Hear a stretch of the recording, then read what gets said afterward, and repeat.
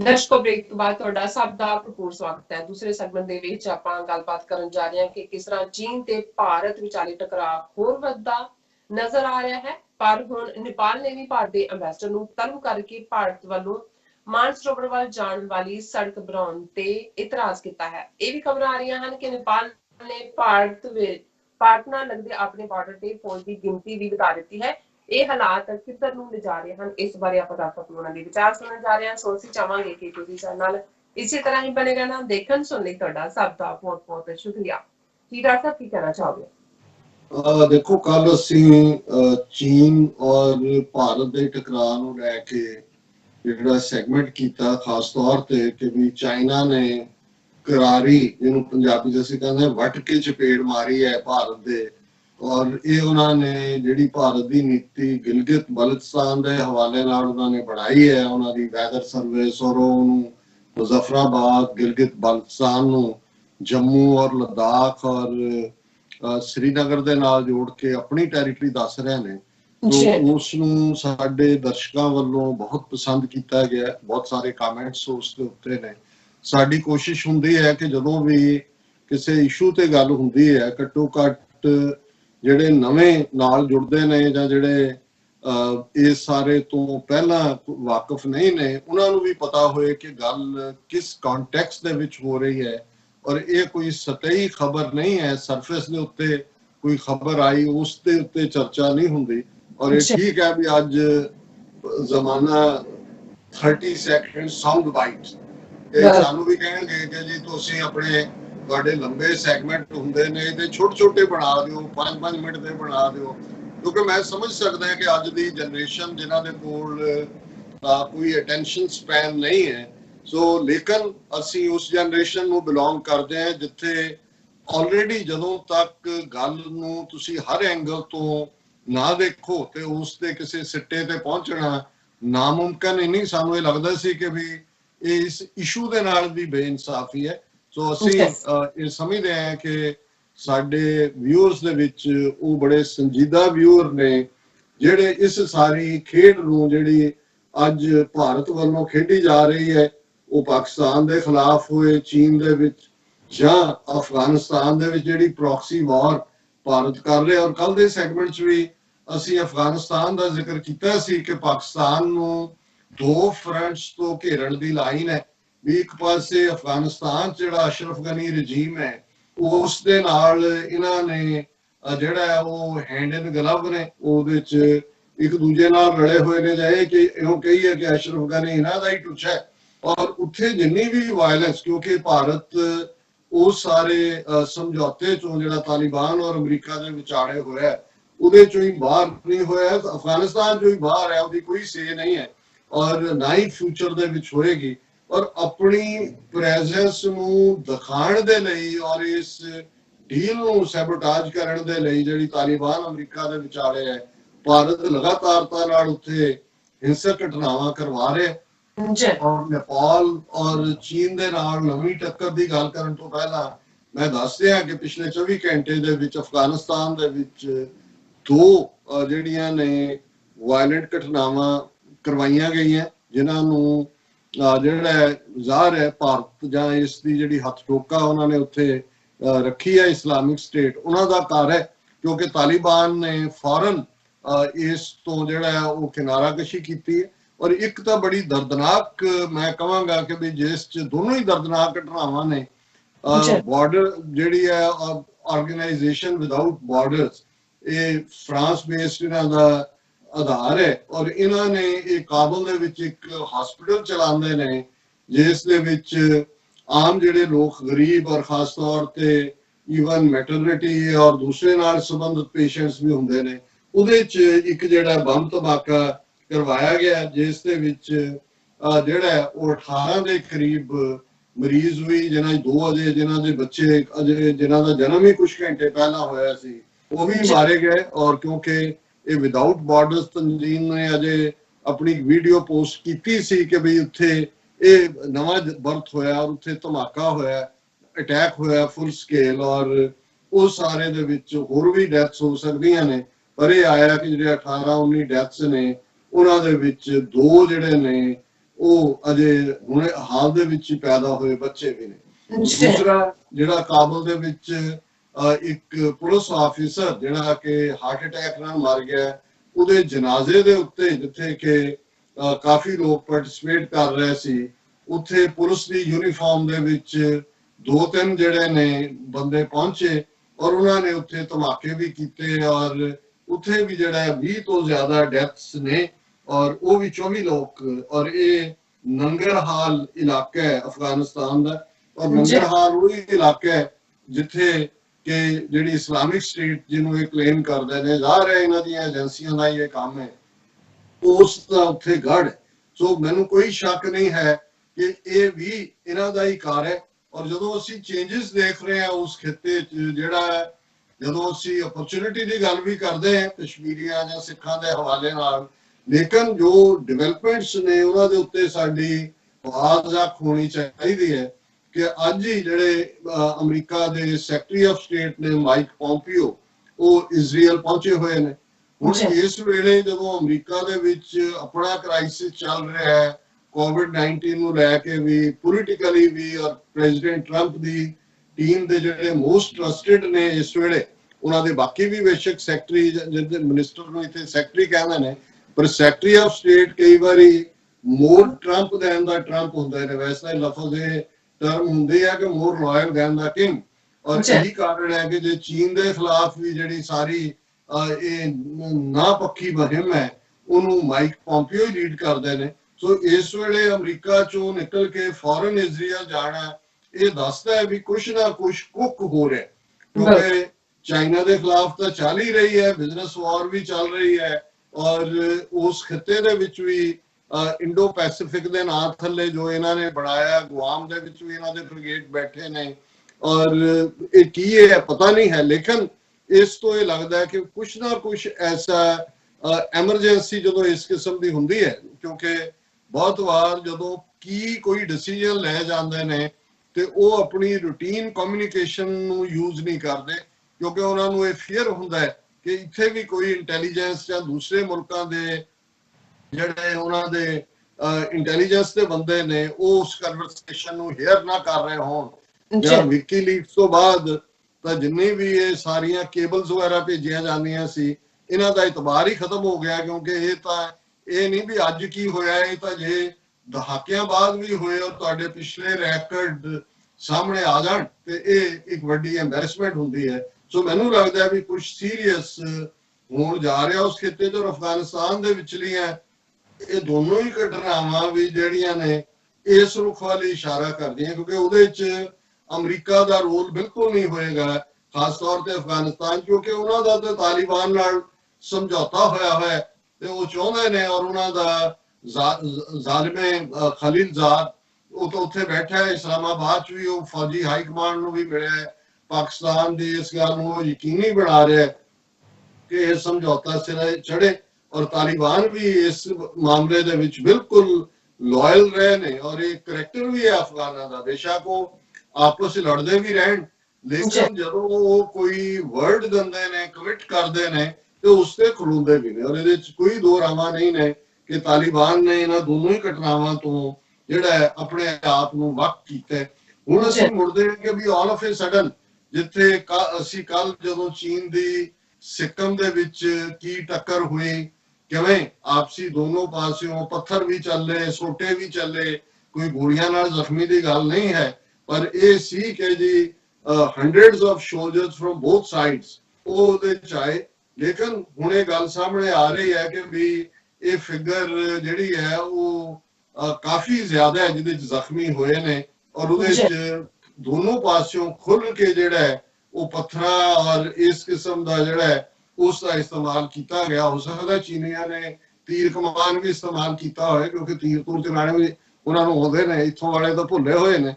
ਔਰ ਇਸ ਸਾਰੇ ਦੇ ਨਾਲ ਜਿਹੜਾ ਦੂਸਰਾ ਪਾਰਟ ਜਿਹੜਾ ਅਸੀਂ ਪਾਸਿੰਗ ਰੈਫਰੈਂਸ ਪਹਿਲਾਂ ਮੈਂਸ਼ਨ ਕੀਤਾ ਸੀ ਇੱਕ ਦਿਨ ਕਿ ਨੇਪਾਲ, ਕਿਉਂਕਿ ਜਿਹੜੀਆਂ 5 ਫਿੰਗਰਸ ਕਦੇ ਮੌਸੇ ਤੁੰਗ ਚਾਈਨਾ ਦੀਆਂ ਕਹਿੰਦੇ ਸੀ, ਜਿਹਦੇ ਚ ਅਸੀਂ ਸਿੱਕਮ, ਭੂਟਾਨ, ਸਾਊਥ ਤਿੱਬਤ ਜਿਹਨੂੰ ਅਰੁਣਾਚਲ ਪ੍ਰਦੇਸ਼ ਕਹਿੰਦੇ ਨੇ, ਨੇਪਾਲ ਦੀ ਹਥੇਲੀ ਔਰ ਨੇਪਾਲ ਦੇ ਨਾਲ ਭਾਰਤ ਦੀ ਕਸ਼ੀਦਗੀ ਉਹ ਕਾਫੀ ਵਧੀ ਹੋਈ ਹੈ।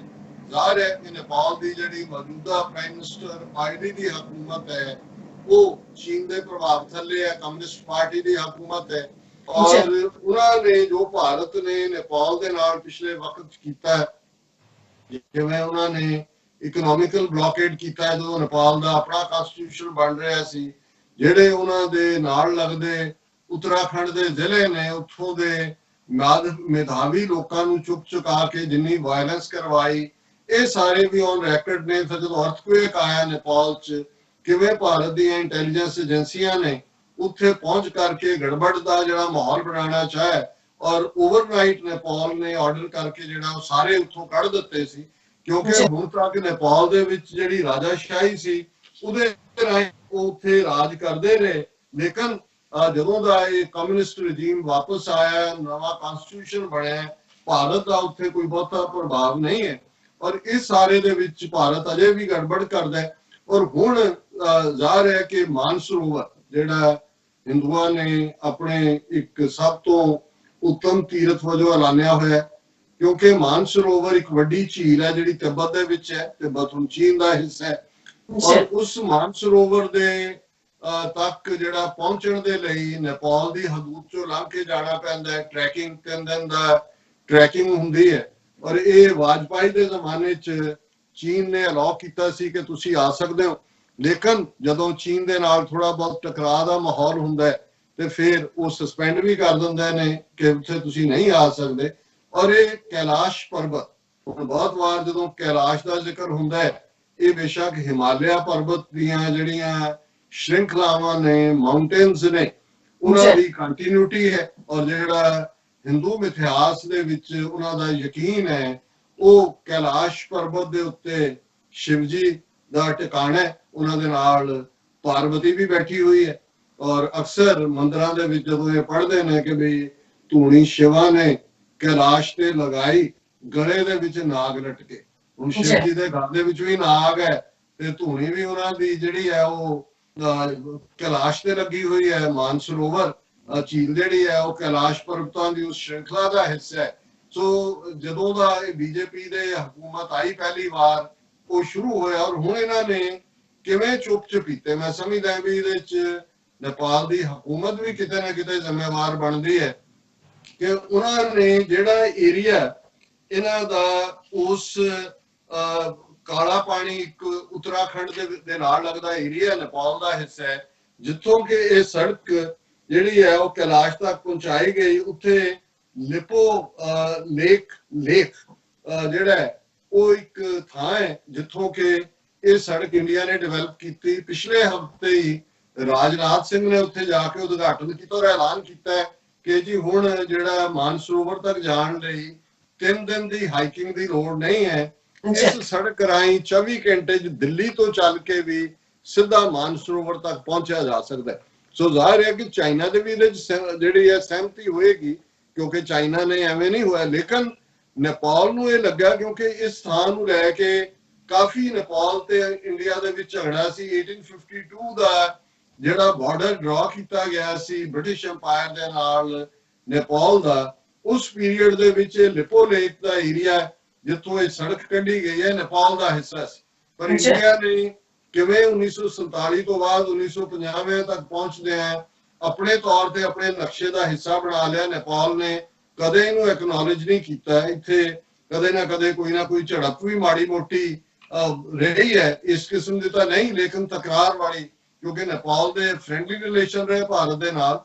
ਔਰ ਹੁਣ ਕਿਉਂਕਿ ਨੇਪਾਲ ਜਿਹੜਾ ਚਾਈਨਾ ਦੇ ਇੰਪੈਕਟ ਥੱਲੇ ਵੀ ਹੈ ਔਰ ਚਾਈਨਾ ਨੇ ਭਾਰਤ ਦਾ ਸੋਚਦਾ ਹੈ ਕਿ ਵੀ ਉਹਨਾਂ ਦੀ ਉਹ ਇੱਕ ਜਨਰਲ ਜੇ ਸਿੰਘ ਦੇ ਵੇਲੇ ਭਾਰਤ ਕਹਿੰਦਾ ਸੀ ਜੀ ਅਵਰ ਨਿਊ ਡਾਕਟਰੀਨ ਆਫ 2 pronged ਵਾਰ, ਕਿ ਅਸੀਂ ਇੱਕੋ ਵੇਲੇ ਚਾਈਨਾ ਨੂੰ ਵੀ ਐਨਗੇਜ ਕਰ ਸਕਦੇ ਹਾਂ, ਇੱਕੋ ਵੇਲੇ ਪਾਕਿਸਤਾਨ ਨੂੰ ਵੀ ਕਰ ਸਕਦੇ ਹਾਂ। ਸੋ ਜ਼ਾਹਿਰ ਹੈ ਕਿ ਇਹਨਾਂ ਨੇ ਉਸ ਕਿਸਮ ਦਾ ਅਨਫੋਲਡ ਕਰਨ ਦੀ ਕੋਈ ਲਾਈਨ ਕੀਤੀ ਹੋਈ ਹੈ ਕਿ ਗਿਲਗਿਤ ਬਾਲਟਿਸਤਾਨ ਦੇ ਹਵਾਲੇ ਨਾਲ ਵੀ ਇਹ ਕੋਈ ਨਾ ਕੋਈ ਜਿਹੜੀ ਹੈ ਦਿਲਬਦੀ ਕਰਨ ਦਾ ਔਰ ਪਾਕਿਸਤਾਨ ਨੂੰ ਇੱਧਰ ਉਲਝਾਉਣ ਦਾ ਵੀ ਹੋ ਸਕਦਾ ਹੈ। ਅਫਗਾਨਿਸਤਾਨ ਵੱਲੋਂ ਵੀ ਇਸ ਕਿਸਮ ਦੀ ਵਾਇਲੈਂਸ ਕਰਾ ਕੇ ਪਾਕਿਸਤਾਨ ਨੂੰ ਘੇਰਨ ਦੀ ਇਹਨਾਂ ਦੀ ਤਿਆਰੀ ਹੈ। ਪਰ ਨਾਲ ਦੀ ਨਾਲ ਚਾਈਨਾ ਦੇ ਨਾਲ ਚਾਈਨਾ ਨੇ ਕਿਹਾ ਵੀ ਪੁੱਤਰ ਨਹੀਂ, ਤੁਸੀਂ ਨਹੀਂ 2 prong ਵਾਰ ਲੜੋਗੇ, ਅਸੀਂ ਤੁਹਾਨੂੰ ਦੱਸਦੇ ਹਾਂ ਕਿ ਇਹ ਵਾਰ 3 prong ਕਿਵੇਂ ਹੁੰਦੀ ਹੈ। ਔਰ ਇਹ ਨੇਪਾਲ ਨੇ ਆਲ ਆਫ ਅ ਸਡਨ ਜਿਹੜਾ ਪਿਛਲੇ ਹਫਤੇ ਬੇਸ਼ੱਕ ਇਸ ਸੜਕ ਦਾ ਉਦਘਾਟਨ ਹੋਇਆ, ਉਹਨਾਂ ਨੇ ਥੋੜਾ ਬਹੁਤ ਇਸ ਦੇ ਉੱਤੇ ਕਿਹਾ, ਲੇਕਿਨ ਜਦੋਂ ਇਸ ਤੋਂ ਅੱਗੇ ਕੋਈ ਕਾਰਵਾਈ ਨਹੀਂ ਹੋਈ। ਔਰ ਜਦੋਂ ਉਹਨਾਂ ਦੇ ਆਪੋਜੀਸ਼ਨ ਲੀਡਰ ਪ੍ਰਚੰਡਾ ਨੇ ਇਸ ਨੂੰ ਇਸ਼ੂ ਬਣਾਇਆ, ਨੇਪਾਲ ਭਰ ਦੇ ਵਿੱਚ ਪ੍ਰੋਟੈਸਟ ਹੋਏ ਕਿ ਵੀ ਇਹ ਸਾਡੀ ਜਿਹੜੀ ਲਿਪੂ ਲੇਖ ਹੈ ਇਹਦੇ ਚ ਇਹਨਾਂ ਨੇ ਕਿਵੇਂ ਸੜੇ, ਸਾਡੀ ਟੈਰੀਟਰੀ ਹੈ। ਔਰ ਅੱਜ ਨੇਪਾਲ ਦੀ ਹਕੂਮਤ ਨੇ ਭਾਰਤ ਦਾ ਜਿਹੜਾ ਐਮਬੈਸਡਰ ਹੈ ਨੇਪਾਲ ਦੇ ਵਿੱਚ, ਉਸ ਨੂੰ ਸੱਦ ਕੇ ਜਿਹੜਾ ਅਫੀਸ਼ੀਅਲ ਪ੍ਰੋਟੈਸਟ ਕੀਤਾ ਔਰ ਉਹਨਾਂ ਨੂੰ ਕਿਹਾ ਕਿ ਵੀ ਇਹ ਤੁਸੀਂ ਜਿਹੜਾ ਇਨਫ੍ਰਿੰਜ ਕੀਤਾ ਸਾਡੀ ਟੈਰੀਟਰੀ ਦੇ ਉੱਤੇ। ਉਹਦਾ ਨਾਮ ਹੈ ਵਿਨੈ ਮੋਹਨ ਕਵਾਤਰਾ, ਐਮਬੈਸਡਰ ਦਾ, ਉਹਨੂੰ ਉਹਨਾਂ ਨੇ ਸਮਨ ਕੀਤਾ ਔਰ ਨਾਲ ਹੀ ਭਾਰਤ ਨੇ ਕਿਹਾ ਜੀ ਅਸੀਂ ਉੱਥੇ ਆਵਾਜਾਈ ਰੋਕ ਦਿੱਤੀ ਹੈ ਸੜਕ ਦੇ ਉੱਤੇ, ਔਰ ਦੂਜਾ ਅਸੀਂ ਇਹਨੂੰ ਗੱਲਬਾਤ ਰਾਹੀਂ ਹੱਲ ਕਰਾਂਗੇ। ਔਰ ਇਸ ਸਾਰੇ ਦੇ ਵਿੱਚ ਉਹਨਾਂ ਦੇ ਜਿਹੜਾ ਇਸ ਦੇ ਉੱਤੇ ਨਾਲ ਦੀ ਨਾਲ ਇਹ ਹੈ ਕਿ ਨੇਪਾਲ ਨੇ, ਹਾਲਾਂ ਨੇਪਾਲ ਲੈਂਡਲੌਕ ਕੰਟਰੀ ਹੈ, ਸਾਰੇ ਰੂਟਸ ਉਹਨਾਂ ਦੇ ਖਾਣਾ ਪਾਣੀ ਜੋ ਆਉਂਦਾ ਹੈ ਰੋਜ਼ਾਨਾ ਭਾਰਤ ਵੱਲੋਂ ਆਉਂਦਾ, ਪਰ ਜਿਹੜਾ ਬਾਰਡਰ ਹੈ ਉੱਥੇ ਜਿੱਥੇ ਸਿੰਪਲ ਚੈੱਕ ਪੋਸਟ ਸੀ, ਉਹਨਾਂ ਨੇ ਆਪਣੀਆਂ ਆਰਮੀ ਦੀਆਂ ਕੁਝ ਜਿਹੜੀਆਂ ਟੁਕੜੀਆਂ ਨੇ ਉਹ ਵੀ ਭੇਜੀਆਂ ਨੇ।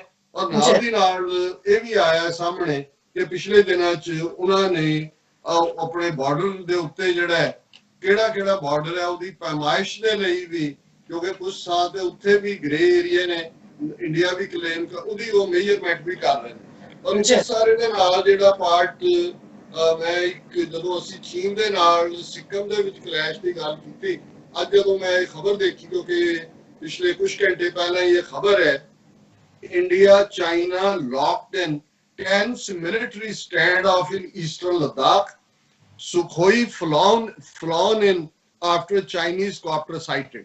ਕਿ ਜਿੱਥੇ ਇਹਨਾਂ ਦਾ ਆਲਰੇਡੀ ਸਿੱਕਮ ਦੇ ਵਿੱਚ ਜਿਹੜੀ ਹੈ ਉਹ ਝੜਪ ਹੋਈ ਹੈ, ਉੱਥੇ ਇੱਕਦਮ ਫੇਰ ਇਹਨਾਂ ਨੇ ਆਪਣਾ ਸਿਚੁਏਸ਼ਨ ਟੈਂਸ ਹੋਣ ਦੀ ਗੱਲ ਕੀਤੀ ਹੈ। ਔਰ ਇੰਡੀਆ ਦੇ ਜਿਹੜੇ ਜਹਾਜ਼ ਨੇ ਖਾਸ ਤੌਰ ਤੇ ਸੁਖੋਈ, ਉਹਨਾਂ ਨੂੰ ਵੀ ਉਹਨਾਂ ਨੇ ਕਿਹਾ ਜੀ ਚਾਈਨਾ ਦੇ ਜਹਾਜ਼ ਵੀ ਉਸ ਏਰੀਏ 'ਚ ਦੇਖੇ ਗਏ।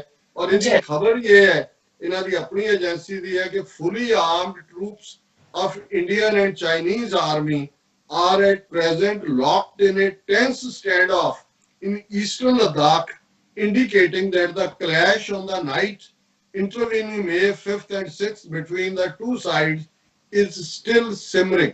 ਕਿਉਂਕਿ ਅਸੀਂ ਕੱਲ ਜਦੋਂ ਗੱਲ ਕੀਤੀ ਤੇ 5 ਤੇ 6 ਮਈ ਦੇ ਉਸ ਦੀ ਕੰਟੈਸਟ ਤੋਂ ਬਾਅਦ ਕਿਵੇਂ ਹੋਇਆ, ਪਰ ਇਹ ਤਾਜ਼ਾ ਖਬਰ ਹੈ ਕਿ ਕਿਵੇਂ ਈਵਨ ਨਾ ਸਿਰਫ ਫੌਜ ਦੀ ਮੂਵਮੈਂਟ ਹੈ, ਈਵਨ 에ਅਰ ਫੋਰਸ ਸੁਖੋਈ ਜਹਾਜ਼ ਜਿਹੜੇ ਨੇ ਉਹਨਾਂ ਨੇ ਕਿਹਾ ਜੀ ਕਿਉਂਕਿ ਚਾਈਨਾ ਆਪਣੇ ਜਹਾਜ਼ ਵੀ ਲਿਆਇਆ।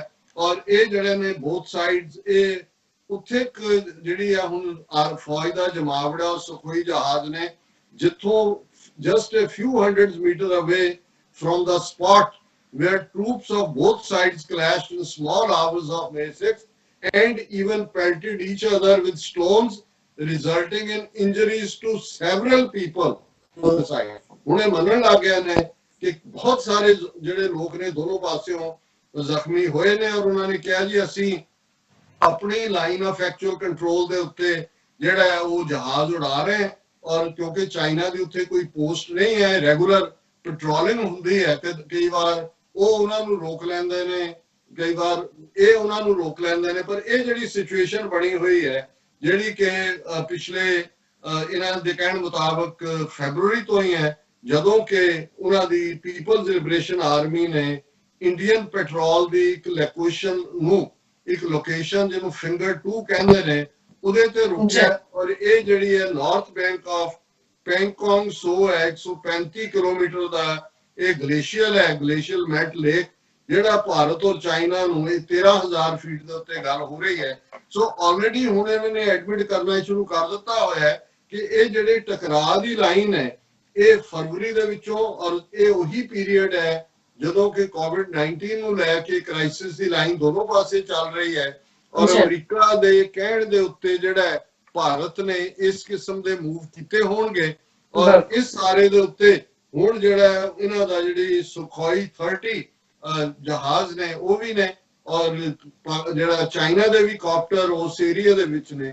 ਸੋ ਅਸੀਂ ਕੁੱਲ ਮਿਲਾ ਕੇ ਦੇਖ ਰਹੇ ਹਾਂ ਕਿ ਸਿਚੁਏਸ਼ਨ ਜਿਹੜੀ ਹੈ ਉਹ ਵੱਧਤਰ ਹੋਣ ਵੱਲ ਵੱਧ ਰਹੀ ਹੈ, ਕਿਉਂਕਿ ਗੱਲ ਸਿਰਫ ਮੈਡੀਕਲ ਕ੍ਰਾਈਸਿਸ ਜਾਂ ਇਕਨੋਮਿਕਲ ਫੈਕਟਰ ਦਾ ਨਹੀਂ ਹੈ, ਔਰ ਇਸ ਸਾਰੇ ਦੇ ਵਿੱਚ ਸਾਨੂੰ ਜਿੱਥੇ ਅਸੀਂ ਪਾਕਿਸਤਾਨ ਦੇ law makers, opinion makers, decision makers ਨੂੰ ਬਾਮਲਾਜ਼ਾ ਹੁਸ਼ਿਆਰ ਕਹਿੰਦੇ ਆ ਲਗਾਤਾਰਤਾ ਨਾਲ, ਮੈਂ ਸਮਝਦਾ ਵੀ ਸਿੱਖ ਕੌਮ ਦੇ ਲਈ ਵੀ, ਕਿਉਂਕਿ ਅਸੀਂ ਸਾਡੀ ਹੋਂਦ ਬੜੀ ਕਰੂਸ਼ਲ ਹੈ ਉਸ ਖਿੱਤੇ ਦੇ ਵਿੱਚ।